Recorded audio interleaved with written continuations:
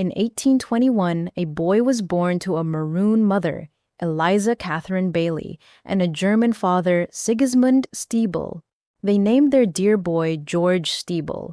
From a young age, he shone brightly like a star, and his parents knew he would go far. At 14 years old, he left school. Trade became his great tool. Initially, he worked as a carpenter's apprentice. George had many things to accomplish, so he worked hard. 5 years later, he found another job. This time, he helped reconstruct the famous Ferry Inn, the one between Kingston and Spanish Town. The youth had much ambition, making his parents proud. Then, in the 1840s, George's father provided him with some funds to buy a ship, and from there, George ventured into the world of entrepreneurship. His ship carried goods between North and South America, and his business thrived.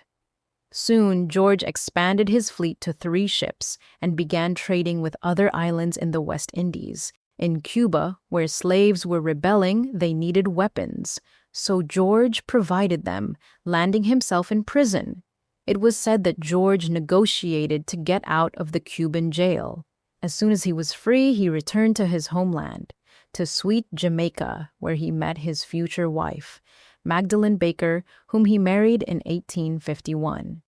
They had 2 children, Sigismund and Teresa. Life couldn't be sweeter, his business expanded, and sometime later, George found himself in a new land, Venezuela. But alas, tragedy struck. His ship sank, and George was aboard. Amidst the storm's fury, George knew he had to make it to shore. So, he tied a belt with money around his waist and swam for his life. He survived but lost everything he had built, not a penny in sight. George must have wanted to cry, but he remembered the money around his waist. With that, he peddled in Venezuela. Every little bit helped. He used what he saved to buy a mule. His misfortune became his fuel.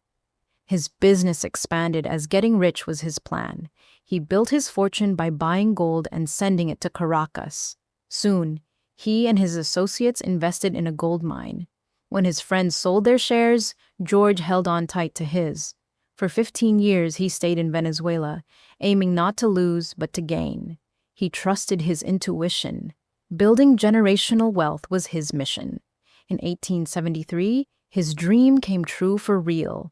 George returned home with much zeal, but as the proverb goes, chicken merry, hog day near. George received the news that he lost